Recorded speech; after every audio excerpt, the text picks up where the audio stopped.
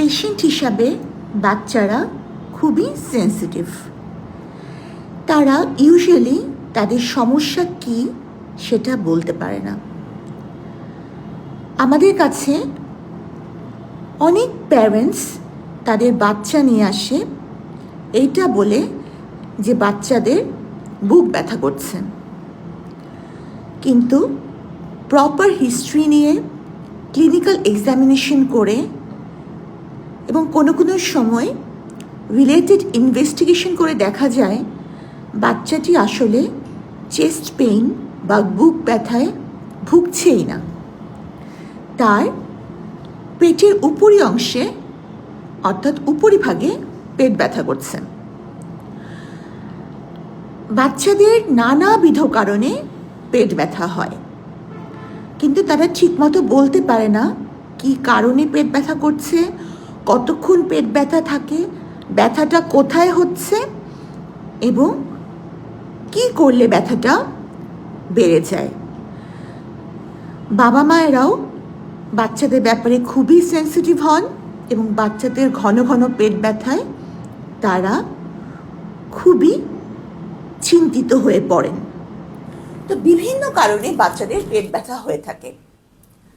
দেখা যায় যে বদহজমের কারণে পেট ব্যথা হয়, কোনো কোনো সময় কনস্টিপেশনের কারণে পেট ব্যথা হয়।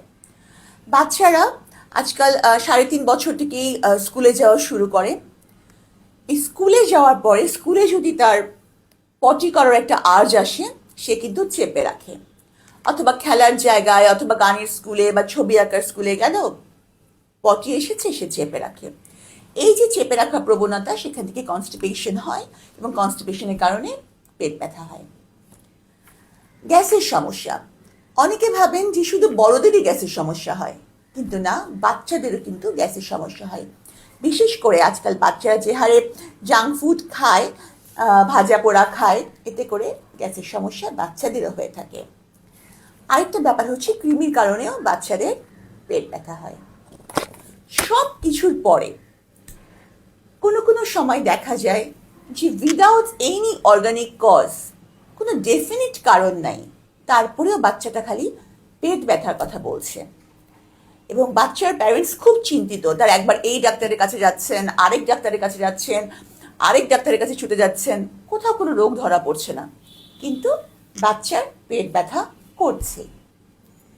এটাকেই বলা হয় ফাংশনাল অ্যাবডোমিনাল পেইন।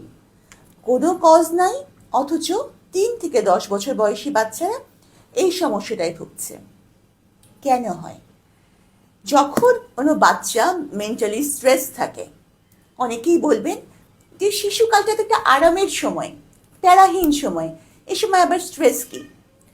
কিন্তু বাচ্চারা যখন স্কুলে যায়, দেখা যায় যে ক্লাসমেটসদের সাথে কোনো সমস্যা হচ্ছে, অথবা পড়াশোনায় কোপ আপ করতে পারছে না, টিচারের পড়া ফলো করতে পারছে না, অথবা হোমওয়ার্ক রেডি করতে পারছে না, বিভিন্ন কারণে তার মেন্টাল একটা স্ট্রেস তৈরি হয়।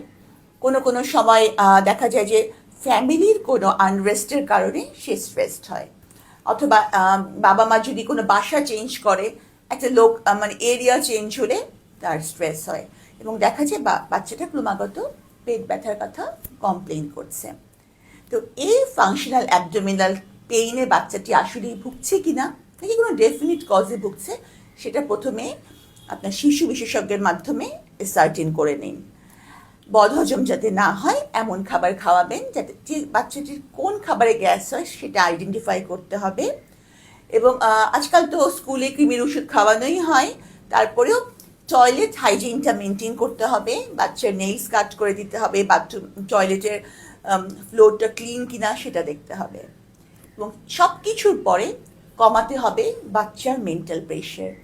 আইডেন্টিফাই করার চেষ্টা করুন বাচ্চাটি ঠিক কী কারণে মেন্টালি স্ট্রেস আছে।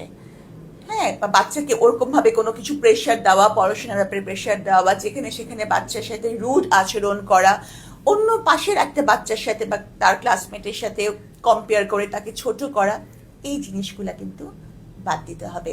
যার মনস্তাত্ত্বিক ব্যাপারটিকে ফোকাস করতে হবে এবং তার মন খারাপের কারণ, মেজাজ খারাপের কারণটা আইডেন্টিফাই করে তাকে সেই অনুযায়ী বুঝিয়ে যদি ভালো করতে পারেন তাহলে কিন্তু তার পেট ব্যথার এই সমস্যাটা একদম চলে যাবে।